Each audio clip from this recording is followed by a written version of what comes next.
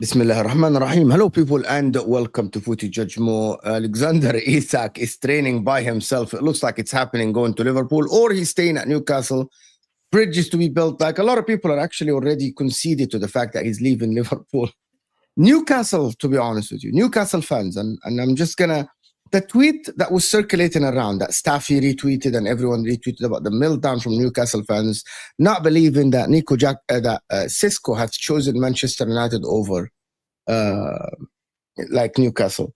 Bro, if you're a Newcastle fan, every single player on the face of this earth have actually told Newcastle, I don't want to play there. I don't know why. I like this Newcastle project. I think Alexander Isak destroyed Newcastle completely. The image of Newcastle has been destroyed completely. I think if they kept Isak, they would have been able to attract more players. But I think it's his fault. Liverpool are in no fault. They're just wanting a better player than Darwin Núñez and the late Diego Jota, and they're going for him. It is not their fault at all. Probably about the price and all of this stuff, we'll talk about it as well. But Sesko choosing Man United, that makes Man United front line strong with Sesko, Mbeumo, and Cunha. What can they do next season? Are they now having one of the best four front lines in the league? We'll talk about it as well. Arsenal fans at the current moment are looking at Madueke to start on the left. Eze is still not here. Like, where is the Eze bid? Probably it's coming soon, but Eze is good enough. There's a lot of Arsenal fans that have given up actually on the season. We've spoken to a lot of them on this channel. We haven't spoken to Igal yet. But there's a lot of them that are conceding that Arsenal are not favourites to win the league. You know what I mean? We'll talk about it as well. And listen, I'm here with, of course, Jamie Phillips. My man is here with us. Staffy TV, right behind him. And Igal Talks Football, which is, you have been watching Igal lately. Of course, congratulations, Igal, on the new baby.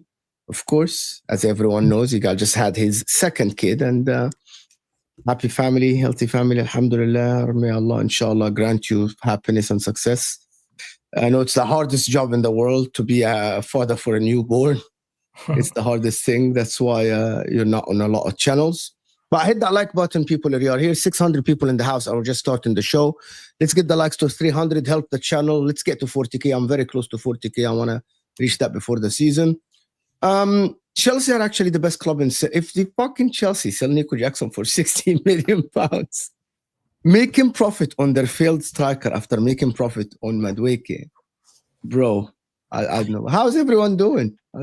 Chelsea manufactured this by going out and getting Joao Pedro and going out and getting Delap first, because Manchester United wanted Delap. Newcastle want to draw Pedro.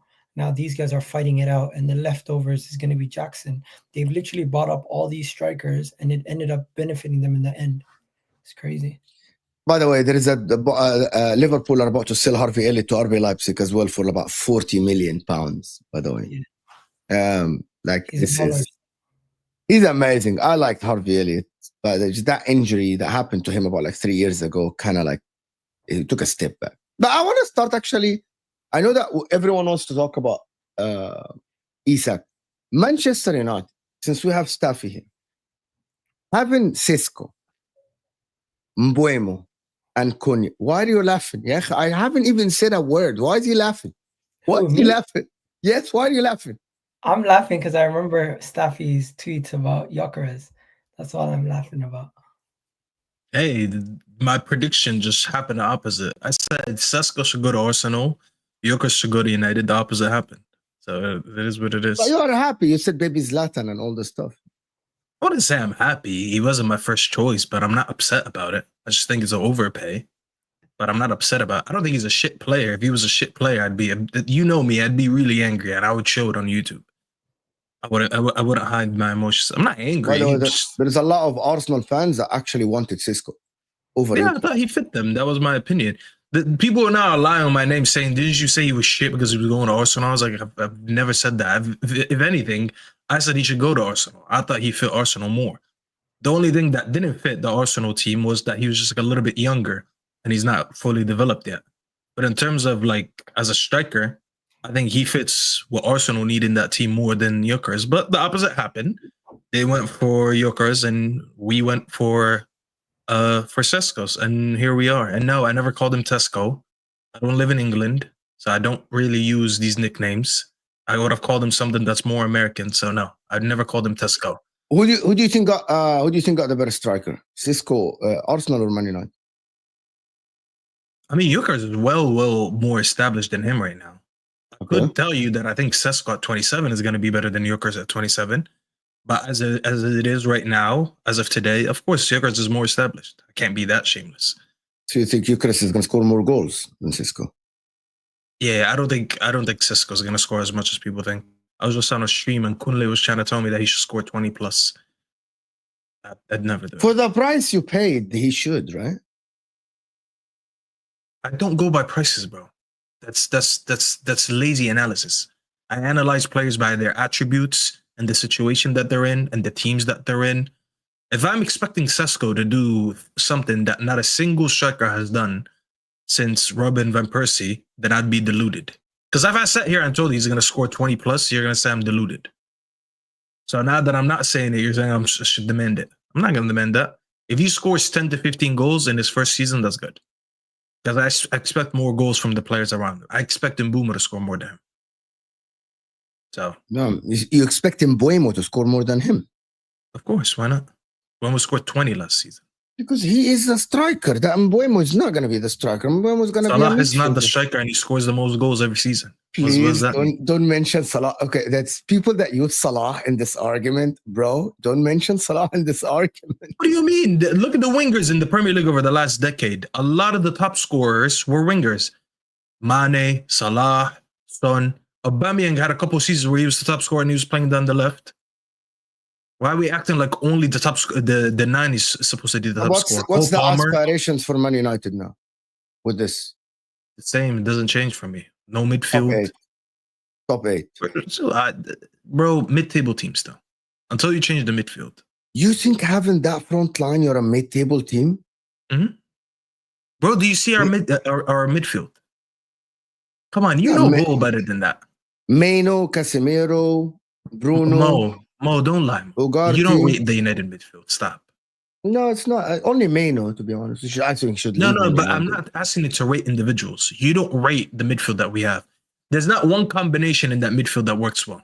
United massively need to rebuild in their midfield. The way you play, it doesn't suit your midfielders. There you go. So if it doesn't suit, why do you expect me to predict that we're going to finish somewhere high?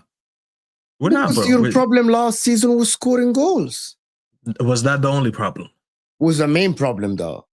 You didn't concede a lot of goals. No, the main problem. You didn't concede. You know what? By the way, this is an open floor. Everyone, you can talk. This is Wait, not. hold on. So how many games did we lose last season, Mo? Not because of just goals. I agree with you. There's a lot of games where we underperformed at XG. I can't remember. I watched many Man United, games- but there's a lot No. of games that Man United lost because you didn't score goals. Like Lots. the Brighton games, the Bournemouth games, the Newcastle games, all these games where we got absolutely ran over off the pitch because we had no midfield. Come on, what are we doing here? But You what know, system- bro, we're not that good. One second. You know What we're still system not. does your manager want to play? Because 3-4-3. 3-4-3 doesn't if change. you're gonna play 3-4-3, you're not gonna play with 4 midfielders. You're gonna play with 2. Yeah, we play It's 3-4-3. They play 4 midfielders. They play a box midfield. They play No, 2 but behind the 2. If Ahmad's We gonna play be the one box wing back, midfield. It's The Cunha and box Buemo. midfield, egal. Konya, Buemo, Bruno, and another guy. That is the But midfield going to be. But the 10s are a little bit different because you have Cunha who drops, but then you have a Buemo who stays up. And then sometimes we take a shape of a 2-man striker with 3 behind him.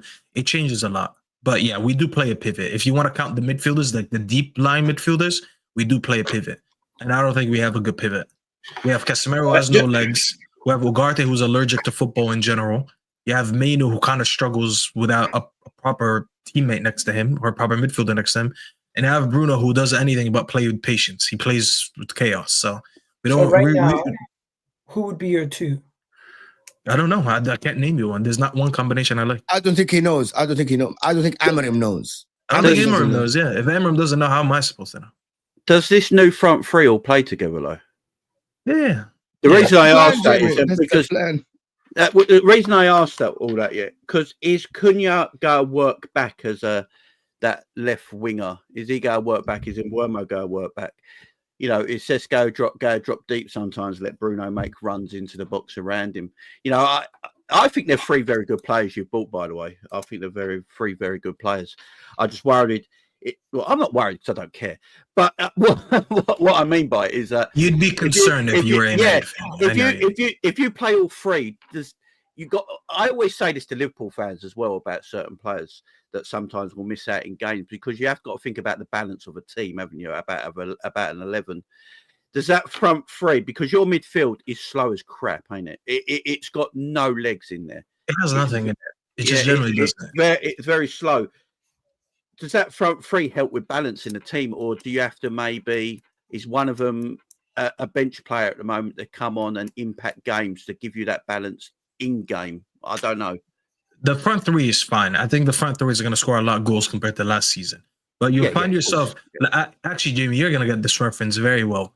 Remember Klopp's first year? Yeah. That is the best version you could see of United. You're going to see a team that's trying to be aggressive, trying to play direct football, long football, but then a lot of times they're going to be exposed and they're going to find themselves in a lot of shootouts. If United win games, it's going to be because they outscore the opposition, not because they defend well. So it's going to be a lot of goals, and it's going to barely be any clean sheets because that midfield is going to get destroyed. Big up, George for the raid. By the way, let me just big up George for the raid. Thank you so much, Habibi, for the raid. Appreciate you so much. Big up George. I was going to say, Staffy, that is a recipe for a top 4, top 5 position team.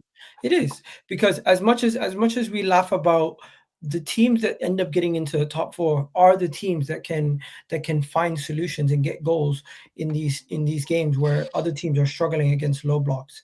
If you're playing a very attacking style, teams can't necessarily set up a low block against you. They're going to have to go toe to toe with you more often. Wait, it's not about setting a low block against us. A lot of teams are going to have the possession against us. We're a transition team. That's why I keep saying I wanted Gyökeres, because I knew Gyökeres would have fit our transition. We're just not going to be a team that keeps the ball a lot. And there's a lot of times where our midfield is going to leave our backline exposed. That Everton game, the last game we had in the US, it absolutely resembled everything that I predicted for us going into next season. Chaotic, unpredictable, too many mistakes from the midfield, but we're going to score goals. We have a decent attack. Having Mbeumo and having Ahmad on that side, now you're adding Sesko, who he still has a lot to prove, but you have Cunha there. We're going to score goals. Our attack looked fluid at times. But as I said, the midfield just not existed. You think that's a recipe for a top 4 team? I don't think it's a recipe for a top 4 team. I think it's a recipe for a mid-table team. Because you can't be a sustainable team when you can't keep the ball at times. When you can't keep up with certain teams physically. There's certain teams that are going to run us off the park because our midfielders are going to be non-existent. We need to go address the midfield right now. We need at least one midfielder after we sign Sesko. I'd rather get a midfielder than get a, because a lot of people want a goalkeeper. I'd rather a midfielder than a goalkeeper. Because I'll tell you this. How many times have you seen good teams with a bad goalkeeper? Happened a few times. Yeah. But how many times do you see a good team with a bad midfield? It probably never happens. We need a midfielder before the summer ends. So I don't think you guys are gonna go splash the cash and get Balema from nah, he's gonna be too expensive. But it doesn't mean And I that you think don't go and instead get of any Sesko- midfielder. Instead of Sesko, you probably should have spent that money on him. Now, outside of that, what was your main issue last year? It was goals, though. Forget about controlling the pace of the game and everything. It was both. You guys had back-to-back seasons where you had a minus goal difference. That is damning for a team that didn't even have a bad defense compared to the rest of the teams in the league. Down there, where you were near the relegation battle areas, the majority of the teams down there had much worse defenses than you. The problem was you were getting outscored by teams like Wolves. And having Wolves' best player, having Brentford's best player in attack, getting Benjamin Sesko is going to improve it there. I don't think Manchester United are going to be as bad as everybody thinks because of the fact that you're playing. Same here, Igal. And I'm like, why the meltdown? You're only playing one game a week. Igal proved to me what I already said. No, but because you're playing one game a week, Staffy, it is a big advantage to have a team which you don't necessarily have all the bodies of a team that's going to be playing. No, playing one game a week is not going to make me all of a sudden a good midfield. You proved to me that what I said already. You got 1 second. What did you analyze? You analyzed our goals, okay? It is so easy to look at a front line that doesn't score goals and be like, yep, that's the issue with the team. You know why you can't identify the issues with the midfield? Number one, you don't watch United as much as I do, which is fine. You're an Arsenal fan. Secondly, it's hard to name the metrics that a midfield fails at, like an attacking line. When attack doesn't score goals, it's so easy to diagnose it. No goals means you're bad. All right, get goals, you fixed it. The midfield, our essential progression, shit.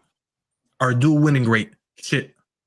Just everything in the underlying metrics for a midfield, we were horrible at it last season. The average person doesn't see that and doesn't know that. You're not going to watch a game and easily notice a bad midfield as easy as it is to notice a bad attack. You'll just see a team that didn't score goals, be like, yeah, this shit, they can't score goals. But you'll miss the midfield. I'm telling you, our midfield was just as bad as our front line. The only reason the front line got highlighted more is because it's easy to see there's no goals. So that's the issue. I'm telling you, our midfield is as bad. But the main reason why I'm not only talking about goals alone. Sorry, bro.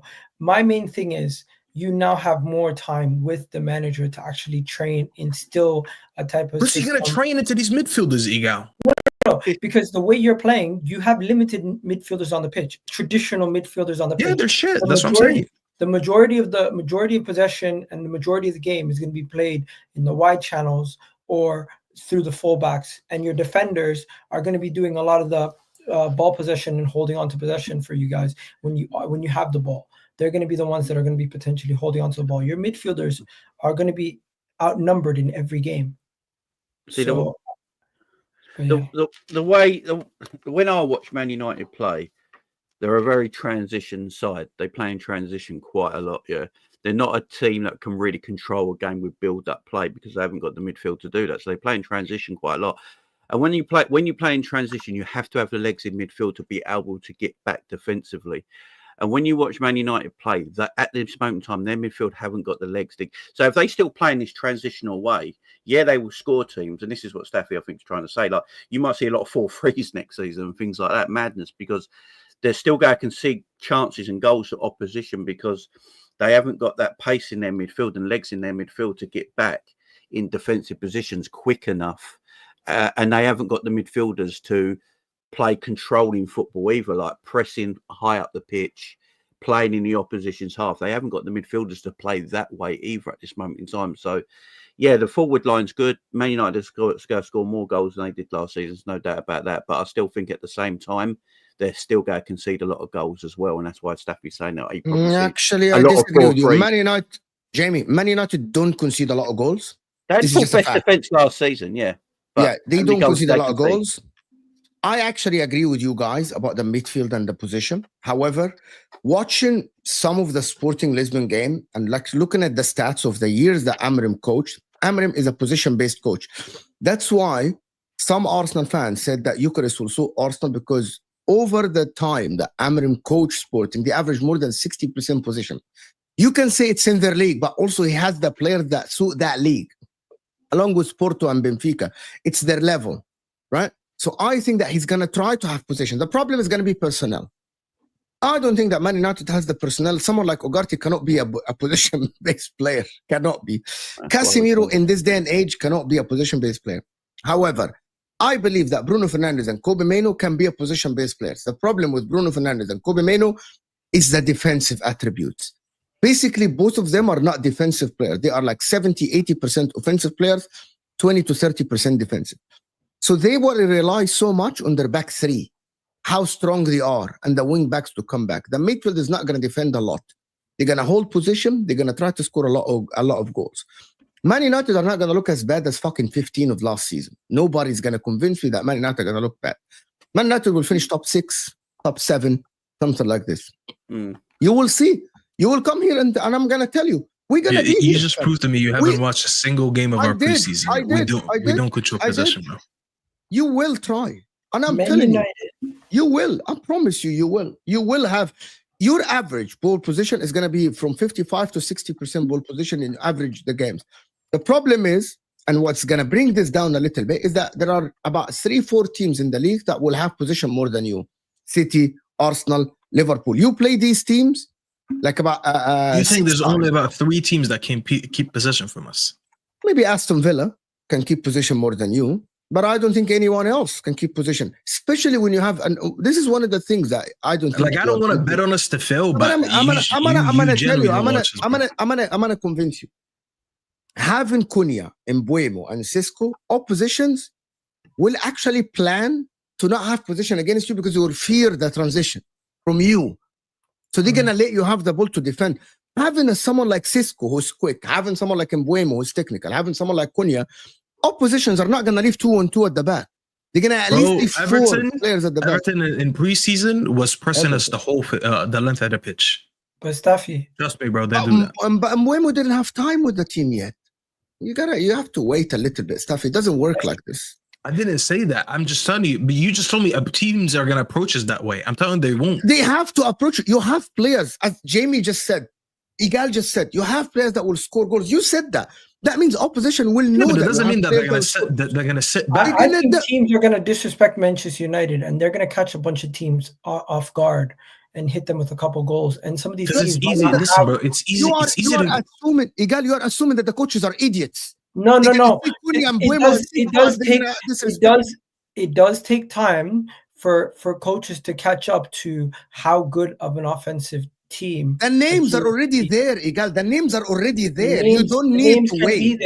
The names can be there, but we've seen it with Arsenal, we've seen it with Chelsea, we've seen it with Tottenham. You can literally switch at a over one season to the next and absolutely just take everyone by storm and surprise them with how much better you've gotten offensively. We've seen Tottenham go from a team that was okay at times to scoring so many goals under Ange. We've seen Maresca's team scoring so much goals compared to the team that Poch had. We've seen Arsenal under Arteta go from not even getting Champions League football to immediately being in a title challenge. I don't think it's out of the realm of possibility where Manchester United catch some of the teams like West Ham, Everton, Palace, Fulham, Brentford, Brighton off guard. At least 10 teams in the league, 10, 12 teams in the league. By the way, I didn't mention Chelsea. Chelsea as well are going to have the best midfield in the league, so they're going to definitely have more position than you. They're definitely going to dominate you. But before we go on, guys, let me just do a couple of these super chats. If playing one game a week does not affect team performance, then what is this? Doughboy Staffy ain't got a scoop about football. I don't think Staffy ever mentioned one game a week or not game one game a week. I think you're making stuff in your head, my friend. Seriously. I don't know how I'm being named. The chat is nasty, by the way. It's 9 o'clock where I'm at. I'm just here talking football. I'm just getting name called. Yeah, suck my dick, pussy. How about that? It's YouTube. Moving on a little bit from United. There's a couple of super chats. One of them here, again, another sensitive Liverpool fan. Anything you want else to blame Isak on? World War II, COVID, global warming, stop rage baiting Mo. You are better than this. Newcastle and PIF did this to themselves. Blaming they him is didn't. crazy. I can't lie. I can't believe you said that. That was wild. How? Because he just blamed him like if it wasn't for Isak, all of a sudden all these great players would have wanted to join. Like, bro, there's just a genuine thing right now where just teams don't want to join Newcastle. It's just not a big club. I'm not blaming Liverpool. Isak. I'm Isak. Jamie. Look, even as a Liverpool fan, here? so I'll say this. So as a Liverpool fan, Oh I wouldn't say what Isak. I don't think Isak's going around this the right way. Maybe, like, even as a Liverpool fan. By the way, as a Liverpool fan, I want Isak to do this to get the player, but I will admit at the same time, I don't think he's treating Newcastle with the most respect right now. But thank you. But that's what happens, you know. Look, again, in football, there's a pecking order. Yeah, there's a food chain, and like there is in life, right? Liverpool, as we're seeing in this window, especially with Man United, Liverpool and Man United sit on the top table, right? And everyone else is below them. Newcastle at the moment are just on like the losers table, right? And what you're seeing right now is that they haven't got the pull. Even if they're in Champions League football, they just haven't got that pull right now. And all Liverpool have done is approach Newcastle about their best player, saying, we want your best player. You know, they've told us, okay, all right, he's not for sale. Then Liverpool put in a British record transfer fee. It weren't like a terrible transfer fee that we put in first bid. First bids always get rejected. It's part of negotiations, is what you do. But it was a British record fee. And Isak wants to leave. It's just part of the food chain. But do I think Isak's performing correctly and, you know, and doing everything right? Maybe not. But is he doing it because he wants to leave Newcastle? Yeah, he wants to leave Newcastle, go to Liverpool. Fair enough, but I said the same, Jamie, but people don't want to hear it, Jamie. I said the same. I can't be a hypocrite and say, I call Coutinho a snake for the way he performed when Barcelona wanted him by pretending to be injured and stuff like that. It's a snaky thing to do. So I can't sit here and go, oh, no, what Isak's doing is absolutely fine.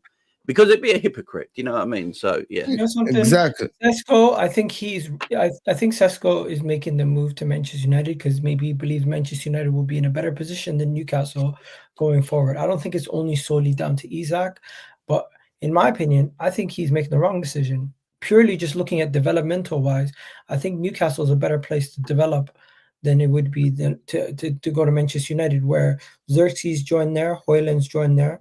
I don't think they've gotten and become better players over the last couple of years. I've not seen too many players go to Manchester United recently and say that they've gone levels above what they originally were before they got there. Yeah, that's fair enough. Let me do this. Igal, I bet you all these non-Arsenal fans in the panel will say that players like Sesko, Ekitike will back 30 goals in the Prem. Yet when we say Gyökeres will back 20 plus the Prem, we are deluded. Who the fuck said that? No one said that. I swear some football fans, they think of something in their head when they go to bed at night. Believe everyone said it. Just pull it out on night. Who said that? Who said that Gyökeres is not going to score 20 goals? Are you making who said that Ekitike and Sesko are scoring 30? Who the fuck said that? There's no Liverpool fan that sat here and said Ekitike will score more than 20 goals. They said Sam said Ekitike from 10 to 15 goals max. I said if Ekitike gets 12 Premier League goals, I'm happy because he's a young striker just coming. He overcooked the agenda. Yeah. Has anyone mentioned the Sesko Ekitike comparison? Ekitike only had one more goal in all comps in several more games in a better team, and Sesko was much better than Ekitike the season before. Who's better, Ekitike or Sesko? They both haven't played. They both haven't played as sole strikers. They've always. Can I tell you the honest truth? I watched Sesko play a little bit, but I watched Ekitike with Liverpool. Ekitike looks like a way much better player. I think Ekitike is a bit more flexible in the way you can play him, if that makes sense. I think Ekitike can drift off to the left. Ekitike can play in behind. He can play up top. I think because of that, you've got a bit more flexibility with the way you can play a Gyokeres more than maybe a Sesko. But that don't mean either of them are bad players, by the way. They're just different. Yeah. It is like Arsenal fans aren't supposed to say we'll win this or win that with chest. It is like we are banned from back in our team. Did we even talk about Arsenal today? Did we talk about Arsenal? Nah, let him rant. Let him rant. He's got his own Where is issues. this coming from? He's just letting us know how he feels. Says. I feel you. I get it. He's just letting people know how he feels, man. Don't worry about what people say. Not every super chat has to do with the discussion that we're having. Back your team, man. Don't worry about what Very weird behavior. I can't lie. Yeah, bro. Like you're Very okay, weird. guys. There is about 1,500 people in the house. Can we get the guys? We're only on 190 likes. We need 500 likes. Push the show to the next viewer, guys, by liking the video. Hit that like button. Mods, do your job. Push the likes. Talking about that, talking about Liverpool. What about, okay, Isak goes to Liverpool, right? Or doesn't go to Liverpool. What if Liverpool don't get Isak? What happens? I don't look. This is it's a great question, Mo. I honestly don't even know right now as well, because look, Luis Diaz has gone, and that transfer even looks better now in a way of money coming in, because apparently the transfer fee is a lot higher than what people thought, because the add-ons are so easy for Diaz to get. He pretty much gets them in pre-season. That Liverpool were receiving a good transfer fee there. I think that was good business on that part from Liverpool. Diaz, look, Darwin Núñez leaving, getting probably close to 55 million with add-ons to Darwin Núñez is getting good business. So selling these players is good business, but Liverpool need to make sure they get players in at the same time. Now, it's a great question what you say, Mo, because it looks like Liverpool or Isak or nothing right now. That's how it looks like for me as a Liverpool fan, because there is no other. Has anyone else seen any other rumours? Liverpool attached to anyone? No. It's just all Isak.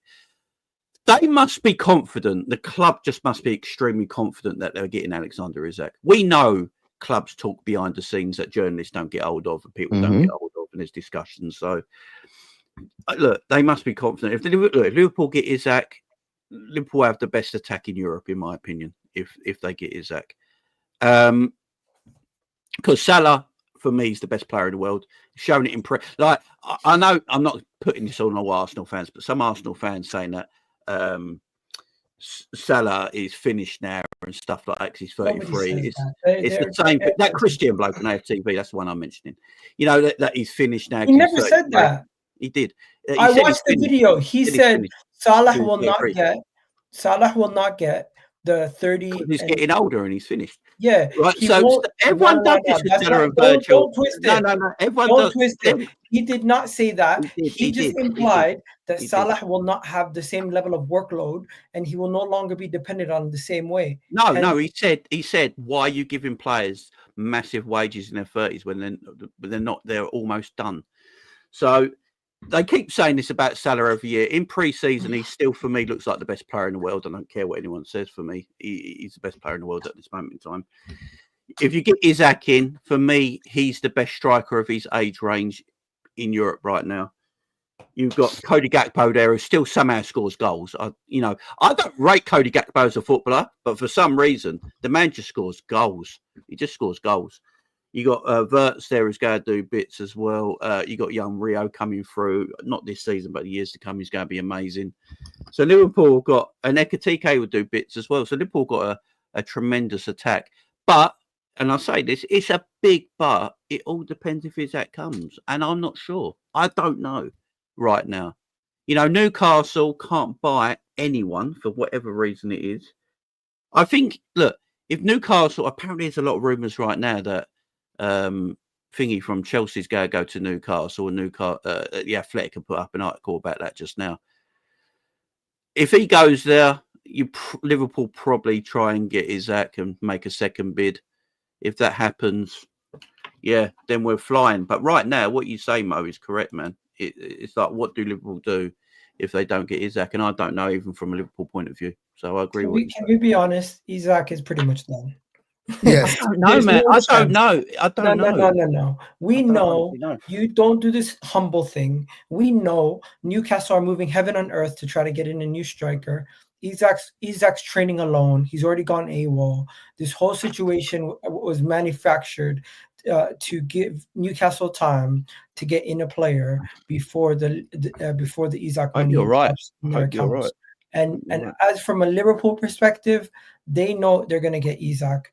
They're already looking at their next potential moves. And Alexander Isak is getting his stuff in order. Newcastle's trying to get in their new player. And I don't think Newcastle or Liverpool are at this point are going to try to do a U-turn. Isak staying at Newcastle does not benefit them because his Oh, I heart agree is with that, Igor. I his agree heart with is what you're not in it saying there. anymore. My- And Isak going to Liverpool, although it's a scary sight, their focus now should be trying to get defenders in, trying to get more midfield depth, and look at what they can do next. Because you look like you're going to have more than enough money even after the Alexander Isak signing to continue to improve your team. Oh yeah, Isak could only cost us 20 million with the sale of Diaz and Darwin. Do you know what I mean? That's kind of crazy. So look, you're right in what you're saying. I think, look, Isak he doesn't want to be at Newcastle anymore. He wants to play for Liverpool. Liverpool want Isak. What I'm trying to say is it can't happen unless Newcastle buy a striker. And Newcastle's inability this summer to buy anybody is going to be worrying from a Liverpool fan point of view, because we know we definitely can't get him unless they buy someone. I've said it all summer. Like, Liverpool should just lend him Michael Edwards for just a weekend or something to just get the transfer. Do you want honesty? You know what I mean? Are we going to be a little bit honest about this? Newcastle should not buy Jackson for 50, 60 million. At this current moment, and Liverpool fans are not going to like this. In my opinion, if I'm a Newcastle fan, I would have to tell Isak to stay one season. The Newcastle try to find a replacement in Sesko. They try to find a replacement. If Newcastle, their main striker is Nico Jackson, they know that the club is finished next season, that they aren't finishing in the Champions League spots. Nico Jackson is not good enough, and they fucked up. If I'm a Newcastle fan, I would have to force Isak to stay for one more year, put a release clause or something. He hands a transfer request, he kicks a fuss, that is different. No. Right? For me, the club is above everyone. I'm just thinking like a Newcastle fan, right? Nico Jackson and Wissa, that is not good enough. Maybe Sesko, maybe someone else, Watkins. But to be honest with you, Isak is fucking up Newcastle if their choice is fucking buying Nico Jackson. What about Jackson on loan and Ollie Watkins? Because that's fine. Yes, Chelsea want to move Jackson, but they're not saying, oh, you have to buy him straight up. That is coming from the Chelsea PR side. I think Newcastle want him on loan, and I think they still want to go and invest and sign another striker. Because don't forget, they also lost Callum Wilson. So they need two strikers, not one. They need two. They're going to get Wissa and Jackson. Do you think that is good for them? I don't think they should go for Wissa. They should go for Ollie Watkins and get Jackson, get both. Ollie Watkins is like double the price. And to be honest, I don't see a reason why he goes from Villa to Newcastle. Watkins is 40 million, Champions League football. No, he's not 40 million. Apparently, Villa rejected 45 proposal from United. So because it's United tax. You just said he's worth 40 and United over 45. What do you mean? Like, because United, there's a tax on United. You always reject their first bid. It doesn't matter, but if you're saying he's worth 45, United put 5. You said he's worth 40. If United put 5 over that, they would have accepted it. They actually rejected it, and they said our evaluation is nowhere near their evaluation for Watkins. Plus, it's a lateral move for Watkins, who's almost in by the way, I don't think Chelsea will accept a loan. Chelsea is going to get to a point. Because Jackson is in a very low wages. Why would Chelsea loan him? They don't want to get rid of the wages. They want to sell him. Chelsea. No, because if it gets late in the window and there's not enough options to go and buy him, they're gonna have to find a way to move him on. And I think a loan is a realistic. Also, option. I think Chelsea are not going to sell Jackson for 40, 50 million. Chelsea are going to sell Jackson for like 60, 70 million. He's a striker. Yeah, they're going to get good money. Yeah, Chelsea don't want to loan him. I don't think he's going to get loaned. Watkins is 30 this year, ain't he? I can see his transfer fee being around. Yeah, it's 29 going to 30. Marcelo Ramos? Yeah. I've seen that too. Yeah, Ramos from PSG. I think there is strikers out there Newcastle can get. The problem is, this summer seems like a striker market this summer. if Isak stays at Newcastle for another year, it's still the same strikers that are available next summer that are available this summer. Who has What the upper Newcastle- hand in negotiating for Jackson, guys? Chelsea or Newcastle? Newcastle, listen, Newcastle don't have an upper hand in anything. Just to save your No, they your don't. question. Don't. Let's be If honest. If you're negotiating against Chelsea, they're the ones that have the upper hand because It's pretty easy to buy a play from Chelsea. because they have other players you might want down the road, and you don't want to ruin that relationship. No, but it's not even that, Ego. Newcastle right now are desperate. All right? Anyone right now negotiating with Newcastle has the upper hand because they're exposed, bro. We've seen everything that happened. We've seen all the players that rejected them. We've seen Isak trying to force a move. They're at the lowest point right now. Everyone who's going to negotiate, if Newcastle come to anyone for a striker, that's an automatic markup. Yep. If they want Wissa, that 45 is now 50. If I'm Brentford, I'm raising it by another 5 million. Because I know they're desperate for a striker. This is the why league I kicks off in less than 2 weeks. This They is don't why have a I think the striker. whole Liverpool stuff was put on hold because they knew that the money from Isak's sale would then price out all their potential incoming players to a next level, and everyone would now start asking for more money.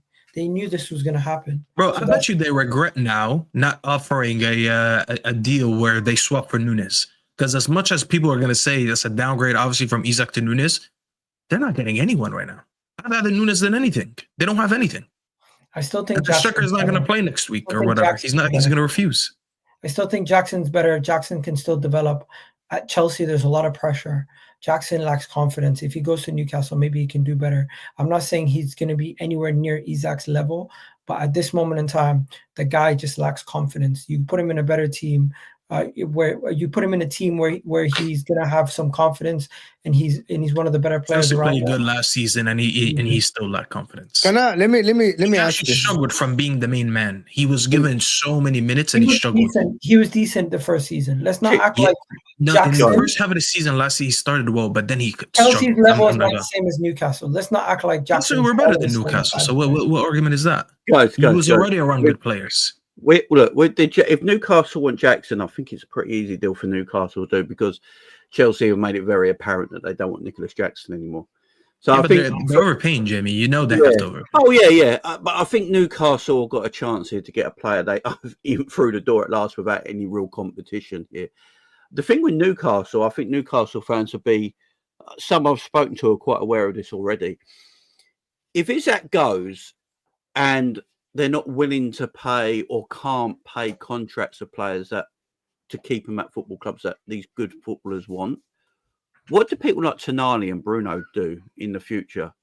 You know, because they're quality players as well. You know, Newcastle, I know everyone makes out that Newcastle got these great owners. I don't actually think they've done enough in Newcastle. And I think Newcastle fans should look at what their owners have done this summer and this last year.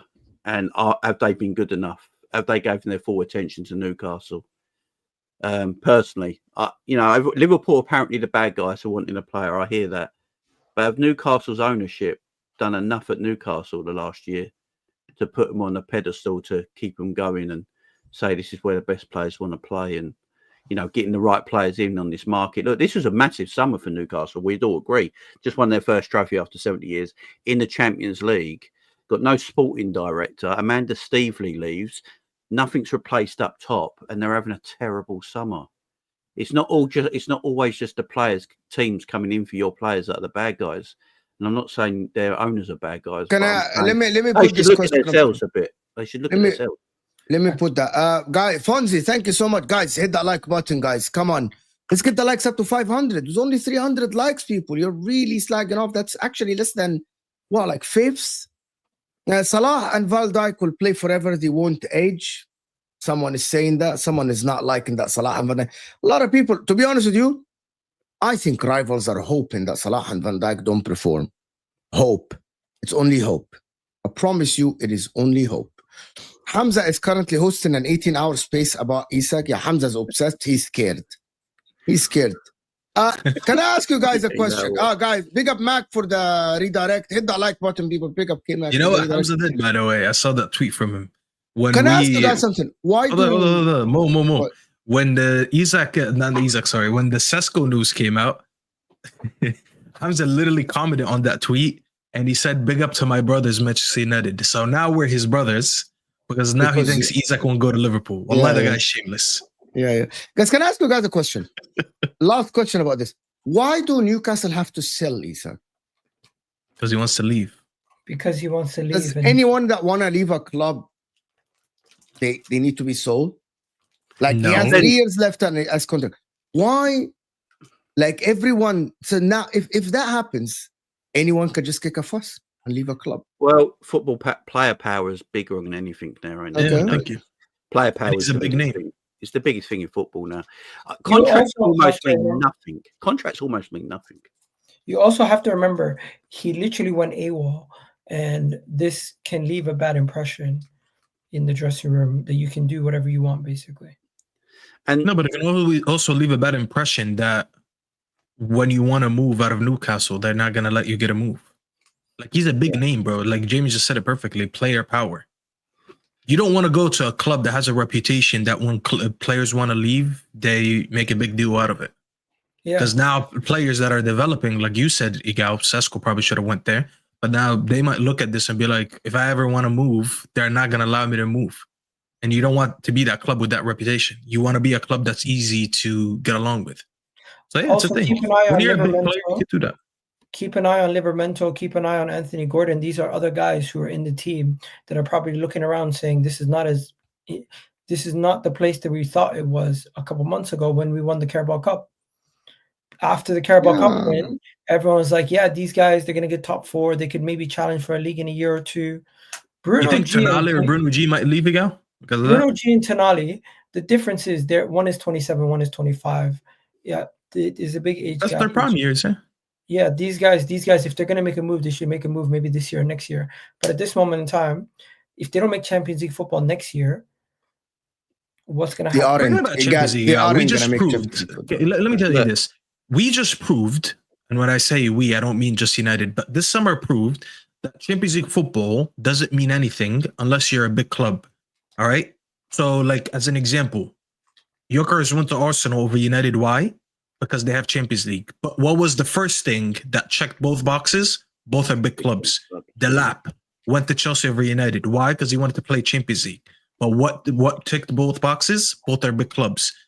Newcastle, all the players they went for didn't go to them, and they went to bigger clubs with or without Champions League. Cunha and Mbuemo's and Sesko's example went to United because they're a big club, even though there's no Champions League. But then Delap, Pedro, Iketike, they're going to other clubs that are in Champions League, but they're also big clubs. So we got to understand, when we talk about Champions League, you have to be a big club first, and then we'll talk about does Champions League differentiate us or not. But you don't just get Champions League and, all of a sudden everyone wants to come to your club. If you're a small club, you're a small club. And Newcastle just proved it this summer. Can they pay the wages to match? Many players kicked a fuss and they were forced to stay. This is true, right? I know a lot of people always talk about, like, Ronaldo at Man United. He wanted to go to Real Madrid, didn't he? And he went a year after. What people got to remember about Ronaldo, though, he already won everything in football before he went to Real Madrid. You know, he won a Premier League, he won a Champions League, he won a Ballon d'Or, you know, and then he went. Harry Kane is like a boyhood Spurs guy, so he just gave them, you know, their thing and then left. The problem is Alexander Isak is one of the best strikers in world football, I think we can all agree with, and he's on 120 grand a week. You know, he's looking at, look, this is no dig to Havertz, but Havertz is on almost 300 grand a week, and Isak will probably consider himself a far better forward than what Havertz is. And that's not a dig at Havertz. It's just what players are looking at. They're looking at what I am for my age range, around that 25, 26 age gap. If I look at strikers around Europe or around world that are my age, I'm arguably the best or one of the best around. I need to be shown that you believe that as well. And being on 120 grand a week is not, you know, it's different. Man United at the time and Tottenham at the time could financially keep them players for a year. Do you know what I mean? I don't know if Newcastle financially can keep Isak for another year. And then look, people might not like this. If he doesn't sign a new contract, big teams might go to Isak. No, just wait out at Newcastle, man. We'll get you when you got a year left on your deal. We'll get you real cheap. because player power is just like that now. So Newcastle been backed into a corner here, and I do feel for Newcastle. I ain't gonna lie, I feel for him a little bit because they're backed in the corner. Like, he doesn't want to sign a new deal. Apparently, he wants out. We want maximum profit for him. That's right. So they should be asking for that because that's the team he plays for. But then the player wants to go, and it's difficult for Newcastle. I'm not sure what. I think this is terrible planning from Newcastle. They don't have a director of football right now. They had a plan to give Isak a new deal, a player of Isak's talent. You renew his deal every year after he has a good year, because you know people are going to sniff around, and they really just didn't do all they could to keep him happy. And now, but it's not even that, Iga, because he still has 3 years, so it's not even the contract. There's teams that will renew somebody's contract or give them new terms after every solid season. Maybe it's the teams lower down the table, but a lot of the teams, you'll see them start negotiations with a player immediately after they have a really good year. They don't take 2 years to renew their deal. Liverpool fans don't want to face the possibility that he stays. I've already said that he could stay at the football club. Look, and if he does, he does. But the thing is, though, if he stays for 1 more year, cool. Liverpool get him cheaper next summer. You know, so Liverpool will look at it and go, right, we'll get him next summer. Well, financially, we'll get a cheaper package for him. Wicked. So it's win-win. You know, it's Newcastle, I think, want to get their full profit they can get out of him this summer. And, you know, I think it will eventually happen. I think it's just going to go right till the end of the summer. Newcastle get their strikers in, we do the deal, and everyone's happy. But overall reports, I hope it takes the end of the summer. I think it will, to be fair. But if it does, will that then slow down Liverpool's other transfer business? I have no idea, to be honest with you, Hugo. I have seriously no idea. Look, Liverpool surprised me what they've done this summer anyway, so anything's possible. The longer you take to sign a centre back and like more cover in your team, the more I'm gonna be like, hey, this might give us another opportunity to be more confident. I don't care if Liverpool, Arsenal for the Premier League. There is some Arsenal fans that are confident about their team. We'll talk about Arsenal in a bit for the last 3-year contract. They don't have to sell. It is simple. I just checked this contract, by the way. First of all, the highest paid player in their club is Bruno G on 160. Yeah, and he's on 120. So that just shows you that their highest paid players don't make that much, which is why we're talking about Igal. They're not allowed to give too much money out because PSR is not on their side. It will run them bankrupt. Yeah, I know. They can't get. He signed his contract. He signed a 6-year contract, so he actually hasn't renewed his contract since he's been at Newcastle. So in those last 3 years, he's been on the same one. So you could argue, Igal, if they put him on like 200 like last season, maybe they would have avoided this. He had a renewal on the table last season. They took it off to wait and see if he has another year. Now they screwed themselves over. They could have renewed his deal last year. Yeah, Paul Mitchell, wasn't it? He fucked him up. Yeah. But I still think he would have requested a move anyways. No. If they renewed the deal last year, it would have been a lot tougher. He would have like 4 or 5 years left, Staffy. When they renew the deal, you sign a new contract for like 4 years. Well, apparently the rumor is it's coming out of Newcastle that Isak was promised things last year and then promises never happened. So he told Newcastle at the end of last season that he wanted to leave, and it's only just coming out now. So watch this, Frankie. It's like, anyone see a world where Isak stays, plays in the game against Liverpool in a month, scores the winner, knee slide towards the fan, apologizes, and all good. I don't know. I don't see it happening. I don't see it happening, to be honest. He ain't even played any pre-season, so I take he even starts the season. Does that even slow down Liverpool if they get him at the end of the does that open the window for Arsenal? Yes.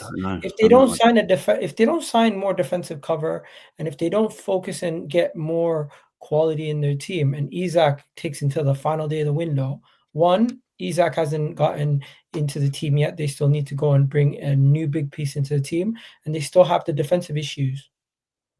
Hold on. They don't have defensive issues. Okay. This is a narrative. Okay, hold on. It's a narrative that was put out by some Arsenal fans, like yourself, Igal. I'm talking about... Can you let me finish? You are talking about the defensive problems. That defensive problems for Liverpool happen if they have an injury. You're assuming currently, in the beginning of the season, Igal, Liverpool don't have a defensive problem. They have Van Dijk and Konate that can play. When they have an injury, you're assuming that they will have an injury. Now they need the cover. Liverpool are not going to go into the season, Igal, without Konate is not going to play every game. You're not letting me finish. That's the problem, right? Liverpool are not going to go into the season without another defender, Igal. Currently, today, Liverpool don't have a problem. Start of the season, Konate, Van Dijk play, Frimpong, Conor Bradley, Gyökeres, Robertson are still there. They have defenders to start. You're assuming that in the first 2-3 games, before they get a defender in, Liverpool have an injury. That is not an assumption I'm building on my prediction for the season. I'm assuming that at least Konate will play 30-something games. Liverpool will get a defender. Liverpool are not idiots. They have shown this window. They're not stupid. They're not going to go into the season with only 2 center backs in the senior team because Gomez is injured. They're going to go. They're trying to sign Gay. It's already reported, Igal, that Liverpool, if Crystal Palace don't want to negotiate, they're going to go and sign another defender, a cover. So you're assuming a problem that is not there. It's not there. 1 second. I gave you the premise. If they don't go and get another defender, then I'll be more confident. What did I say? Did I say they're guaranteed not going to get another defender? I'm pretty sure every single Liverpool fan watching, including yourself, would tell people that, hey, if Liverpool don't go and sign another defender, they're playing with fire. And that's very much a logical response. Now, I'm not sitting here saying they're not going to go get Gahey, they're not going to go get another defender. But if the Isak deal is taking forever, it could make them drag their feet on other situations. Look, yeah, but if the news are saying they're trying to go for a center back, and you say, oh, by the way, if they don't get a center back, they're in trouble. What's the point of talking about it in that narrative when they've made it clear they want to go get one? Yeah, what is we're talking about possible scenarios of Isak's deal taking longer. It could. I don't think there is a world where Liverpool don't sign a center back. I think Liverpool. Can I even make? Sorry, Jimmy. Can I just make it? I think there is more possibility that Liverpool don't sign Isak than Liverpool not signing a centre back. Yeah, I agree. I think at the end of this week we find out where the Isak thing lays. Because Liverpool do need to move on. I literally feel like at the end of this week, that's been reports put out last night and this morning that Liverpool go find out where everything lays at the end of this week. And is it Craig Hope, the Newcastle reporter? He said the second bid is imminent from Liverpool today. So it looks like things might be happening quite soon. Liverpool won a defender in Paul Joyce, and everyone's already mentioned that last night. Look, I think we need 2 as depth, but I'm all right with 1 because I think Wataru Endo can cover there as a centre back because most of his career he has actually played as a centre back, so he can cover there. There's no problem about that. Look, a lot of people always talk about depth and players and lots of players in positions, and I hear that. I would rather quality over quantity, personally. When you look at centre backs, how much are centre back partnerships? If you've got a really good centre back partnerships, how much are they really rotated? Yeah, but Konate's kind of have a history with injuries. If there's an injury, obviously and Jamie, we are building. Okay, there is a difference. We are building our conclusion based on the history, and Igal is right here. Injury history. Konate has a big injury history. Yeah, he has had an injury history, but only one other centre back played last season apart from Virgil Konate. So, like, you do need cover there, but I'd rather quality. So if the quality's not there, I don't want Liverpool just go and buy a body because they need a centre back, if that makes sense. You've got to buy quality. I prefer quality over quantity every day of the week. You look at Man City when they were at their best under Pep. He had about, I would say, 14 or 15 quality players, and they all stayed. Arteta prefers quantity. Arteta wants like 50,000 defenders at the team. But the quality of our defenders is quite good. Liverpool. We'll talk about Arteta in front of you, please.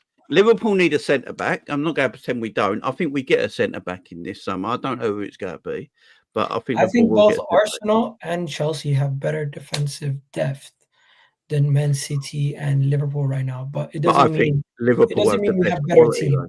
It doesn't mean we have better teams. That's what I say. I think Liverpool have the best quality because I think Virgil and Konate are the best partnership in the league. Not true. Saliba and Gabriel are better. Would Saliba and Gabriel be able to play on the halfway line, high pressure, like They Liverpool actually United do. tonight? They That's what actually we No, do, they Jamie. They They don't actually because do, their Jamie. fullbacks. No, I'm not Our having. I'm not fullbacks having go this. so high up the pitch, they're in the box. So why, if Arsenal got the best defense every year, why do they not win anything? Because they don't score Because enough our goals. attack. You, No, that's Jamie, not you true. That's not tweeted true. this. That's not You true. tweeted this, I Jamie. I tweeted it. watched your Best- tweet. You tweeted yeah, this. You don't need the best defense to win the league anymore. Exactly. That's That's a why myth. Arsenal didn't win the league because they Right? don't have the You best just attack. need a very good defense, yeah. But you Yes. need a world-class attack. At this 100%. moment in time, Arsenal haven't got a world-class attack. Which is, we You agree answered with your you. own No one question. disagreed with you. No So one that's disagreed why with I you. don't think Arsenal will win the league this year. Oh, Arsenal that's were a the striker reason. short. Arsenal were a striker short. We all know this. So we signed a striker who scored Right, so 97 goals in 2 seasons. If you lose Gyökeres for any kind of reason, yeah, like you're talking about our centre backs, right? So you go back to the front three that all Arsenal fans say can't win the title. No, we go back to a striker who scored 12 goals last season. No, you go back and 19 goals the season you go prior. back to Martinelli, Havertz, and Saka, yeah. Come on, come on. That's weak. No. So you say it's weak, and this is what I don't get about Arsenal fans, Mo. This is what I don't understand about Arsenal fans. They will tell every other club, you're short here, you're short there. What if that person's missing? What if that person's missing? Fair enough. Right? And then you make an argument about. So let me just make this argument about Arsenal right now. Let him finish. Let him finish the argument again. Let me finish that. Arsenal fans have been moaning that Havertz, Martinelli, and Saka as a front three is not good enough to win them league titles, and it's a fair argument to make. Yeah. So you got Gyökeres in. If Gyökeres gets injured, you go back to that front three that's not good enough to win your league titles. So if you got a Watkins in with a Gyökeres, you've got two better goal scorers than anything else you got in the team, which makes you stronger in your attack. That's what I'm trying to say. I think you still need another striker. I don't understand where I'm wrong there. Okay, here's where you're wrong, and let me explain it to you. And Gyökeres, by the way, is going to fail. So number one, we are still not done signing attacking players. Our main area where we're weak in, I would say, is our left wing position. If you were to have started this conversation and discussed the left wing as a weak point in our attack, I would have been okay with you saying that. But in the actual striker position, we have a decent striking partnership right now. Kai Havertz and Gyökeres. Kai Havertz over the last 2 seasons, even though he got injured part of last season, has been decent. And now that he's a backup striker, I'm not necessarily worried about him being a backup striker. I wouldn't be surprised if he even started the first game of the season. Now, where I'm concerned is the left wing position. And the reason why you won the league last year compared to us was, one, because your attack was miles ahead of everybody else's. And that was because of Mo Salah being a talisman and carrying the team to a higher level than everybody else could. If Bukayo Saka is fit, I expect him to perform at a high level. If Gyökeres is fit, and if he's not fit, either way, I expect both Gyökeres and Havertz to play enough games and to produce enough where we're not necessarily worried. And now with Madueke as cover for Saka, the only area of the pitch where I'm concerned about is that left wing position. I'm not really too concerned about our striker situation, our right wing situation. Only area of the pitch I'm really concerned about is what we're going to do with the left wing. Well, you got Madueke, ain't you? That's the thing. Madueke is not necessarily going to be starting week in, week out as a left winger for me, I don't think. We'll see how it goes. Let me just do this quickly. I'm saying Isak is done behind closed doors. A lot of people are saying so as well, my friend. Defensive issue because we fucking lost to AC Milan in a preseason friendly. My God, keep. That's not what I said. Stop being stupid. I'm not talking about defensive issues as in you're going to concede 100 goals. I'm saying right now you have Van Dijk, you have Konate, Gomez is injured. Who else is going to be your defensive cover? Simple. I think the difference between Liverpool and Arsenal, and I think we'd all agree with this year. The difference is you won the league last year. No, what I'm saying, in the way we play, Liverpool play football with far more risk than Arsenal play football. I think we can agree with that, yeah. So Liverpool always probably go concede more goals than Arsenal in that point of view, no matter who we got in our team, because our defensive structures are different as a side. So, that's why I keep saying Arsenal might always have a better defensive record than Liverpool in the Premier League, just because we play with that little bit more risk to, throw a bit more men forward than what an Arsenal Football Club do. Yeah. Igal, does this every summer? Last summer, Virgil van Dijk and Salah were falling off, then leave him for free. He claims it's logical. The copium is unreal. To be fair, they didn't sign a new contract until the window started. Like, what are we doing? Yeah, but like they didn't sign the contract until like later. So if you go back and look at it, though, Liverpool were never worried about Virgil and Salah signing that new deal. It was only Trent they were worried. They were never worried. They were never. Yeah, but Salah did what Salah did. But Liverpool were never really sitting here at a worry because they never. If you looked at what Liverpool were looking at last season, they were looking at right back cover in the transfer market. They were never really looking at Mo and Virgil replacement. So I think they always knew they would sign. They were comfortable with it. It was just Aren't you worried right now about Konate? I think Konate re-signs. I think he re-signs. There's a lot of rumours going on right now that he's close to re-signing. So I think that does get done. I think that gets done. Personally. Liverpool have a 34 years old defender and 60 games. Bro, Van Dijk is class. He's world class. It's amazing, bro. Diallo saying, I sincerely want Isak to get his dream move. He deserves it. I welcome the challenge, but when he doesn't move, we will be there to dunk on Liverpool. Save yourself the energy, bro. He's going to Liverpool. The thing is, though, it's not really Liverpool's fault if Isak don't come. They've done everything in their power. It's that Newcastle can't sign strikers. Yeah. What can we Liverpool do? can do whatever. Virgil, Konate, Guehi, Gomez, Indo, more than enough. You haven't signed Guehi yet, and Gomez is injured. Yeah, look, I don't know if Liverpool get Mark Guehi personally. And also, Endo as a centre-back cover, when he's your first choice backup for, what do you call it? The DM position already is kind of like... It's a bit iffy. I don't think Endo... I don't think Endo's good enough, to be honest. Oh, Endo's already your DM backup, and you don't even trust him as a starter. He's actually not good DM, but anyway. Endo's played most of his career as a centre back. So I know, if Arne Slot rated Endo, he would have played more than 200 minutes total. In the I agree with that. I think Slot made so Slot did an interview. Like a lot of our fans won't know because it's on. Who's your first choice backup DM? Backup DM, probably Endo. But Liverpool don't really play with a DM like that, do they? Yeah. Arsenal. Let me just ask Steph a question. Arsenal can sign Haaland and still come second max. We'll see how it goes. Steph, I want to ask a question. Who's the better manager? It's an agenda. Arne Slot or Arteta? Just a simple question. Arne Slot. Arne Slot is a better manager than Mikel Arteta. Is that based on last season? Yeah. Clearly. No, I rated Arne Slot coming into Liverpool. Okay. Remember when Hussam was like Slot out. I was still doing straight facts with him, and I told him about Arne Slot. I was like, Arne Slot won the Eredivisie with an outlier. He didn't win it with Ajax or PSV. He won it with the what's their name, AZ Alkmaar, and just the way that he was coaching. I remember at the time I was like, I think it will be good for Liverpool. I didn't expect him to win in his first season, but as much as I think Arteta's a good manager, I don't like when people say he's a shit manager, even though I give him a lot of shit for his mistakes. He's a good manager, but I mean, when you can't decide between two managers, always look at who won the most. Feyenoord, sorry, not AZ. Thank you, chat. But yeah, Slot has won it with Feyenoord and then won it with a Liverpool team that I'm not gonna lie, no one expected him to win it last season with no signings in his first season, where he's still getting acclimated to the league, to his new players. It's not easy to go into a league in your first season and win it. Top managers don't even do it as often as people think. So for him to do it, I gotta give him credit.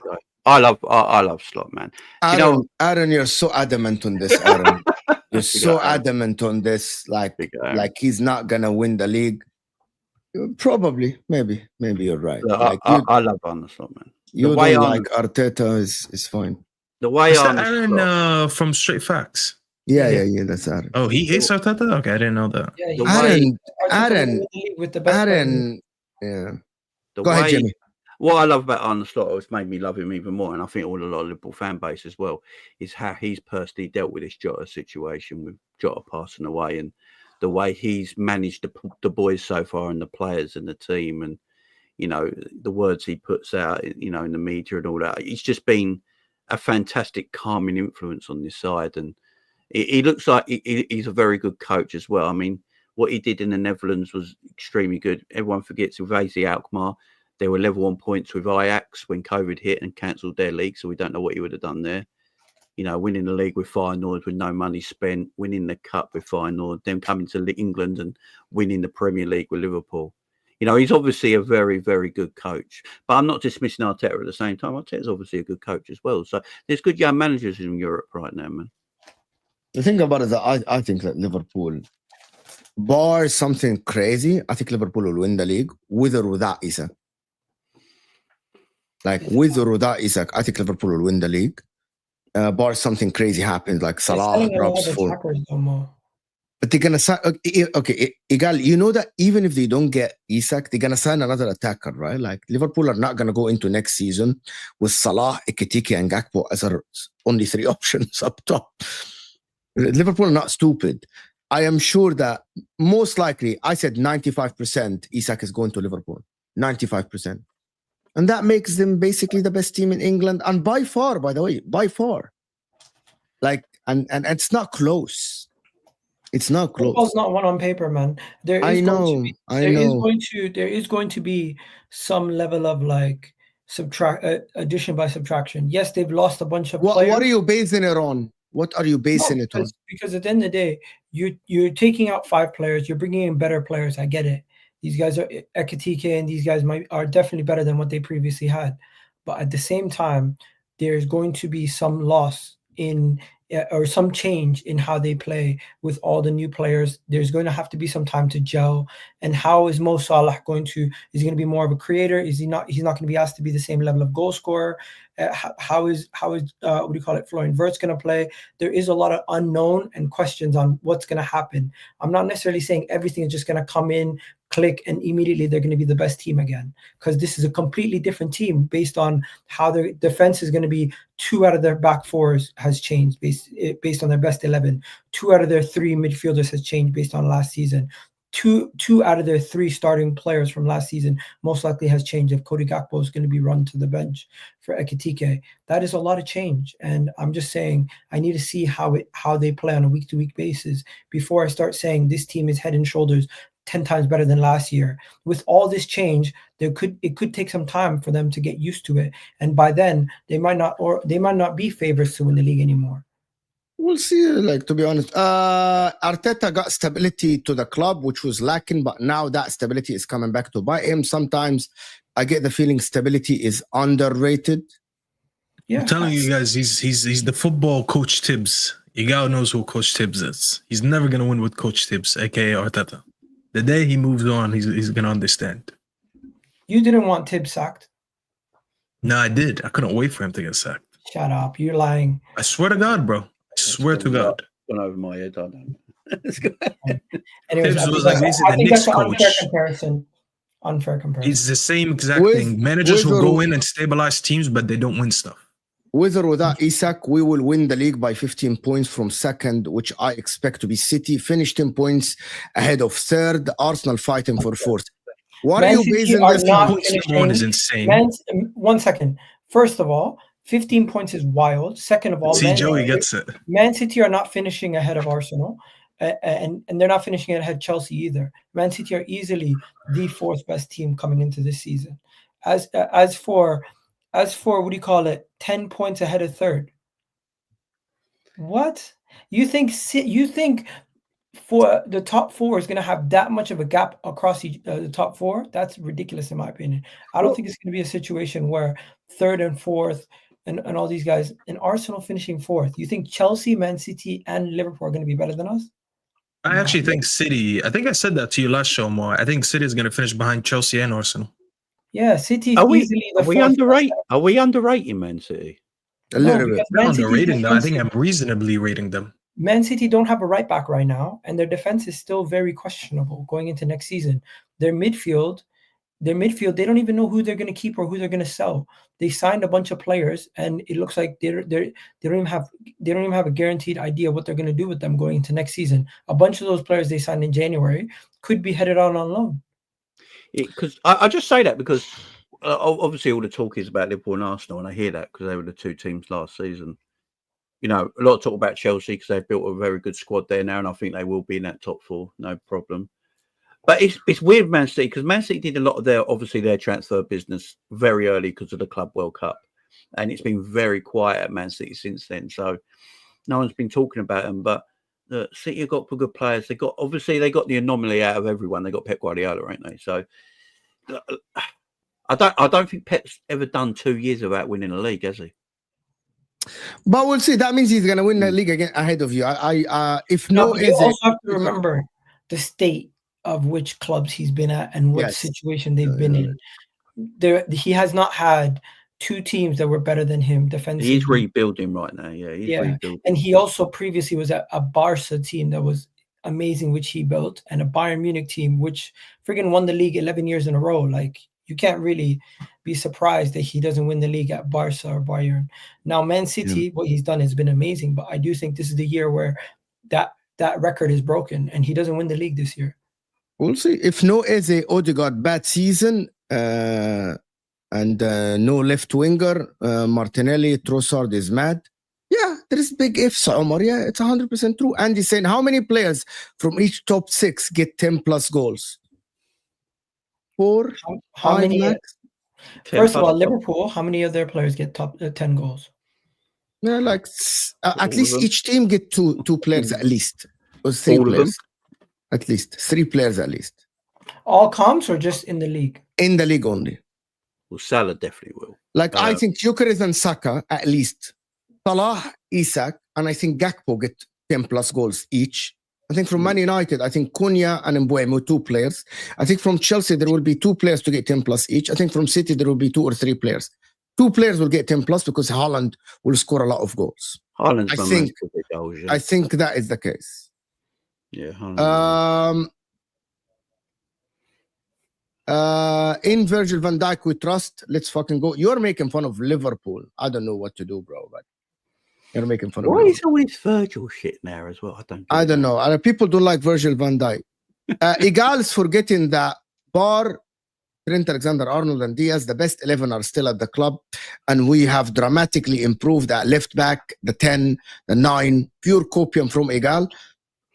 I think Igal only spoke about the gelling of the team and the chemistry of the team, and I think he has a point, but I think that point is gonna be like very minimal in affecting Liverpool's season next season. I think they've already gelled, to be perfect. Yeah. I watched some of the Liverpool. We'll see, Igal, but Redline and Taranga, I think we'll see. It's only 10 days away, less than 10 days, 8 days.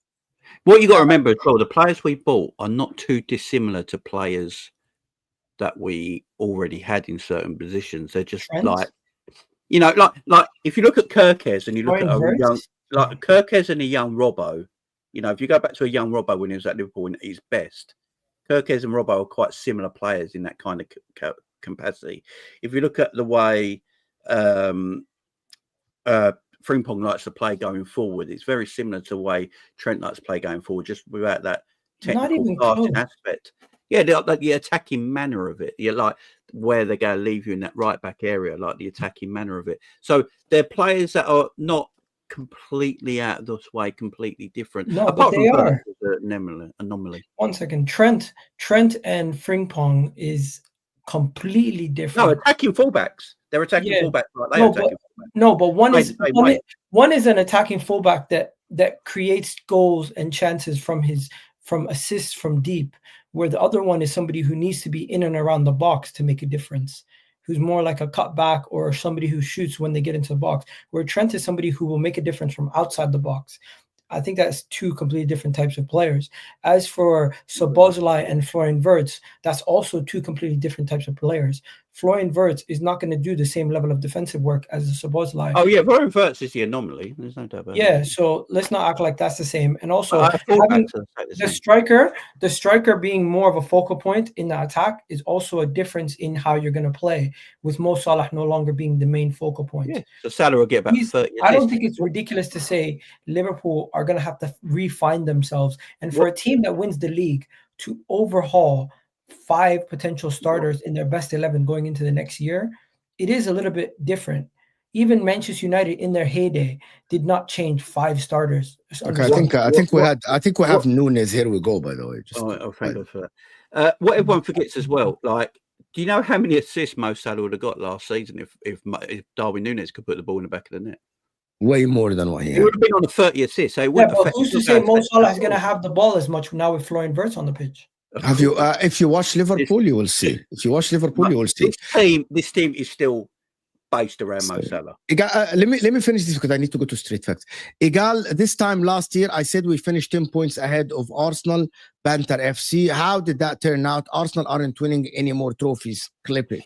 I don't know if you're lying or you're flying. You could be lying right now. I don't know, but to be honest, you got to put the circumstances. But we'll see if Liverpool. Listen, clip this, my man Ola. Igal channel is in the description.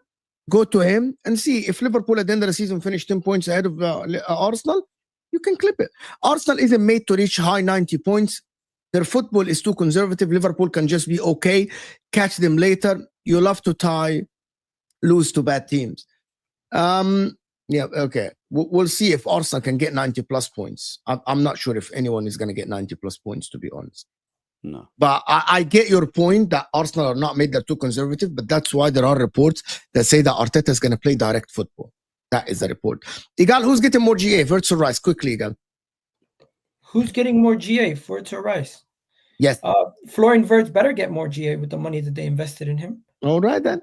He's more of an attacking player also. Big factor other than player quality. We got speed now. Yeah, Liverpool have a lot of speed, to be honest. A lot of speed up top, especially if Isak is there. Just because we say Vardak is 34, it doesn't mean I hate him. Okay, fair enough. You just saying that he's not, maybe he's going to slow down. Is a dumb point smart when you make it in caps? That's a very good one. No, it doesn't. It doesn't make it. McGregor, it doesn't. Exactly. All I'm saying is Virgil van Dijk is 34. Okay, fair enough.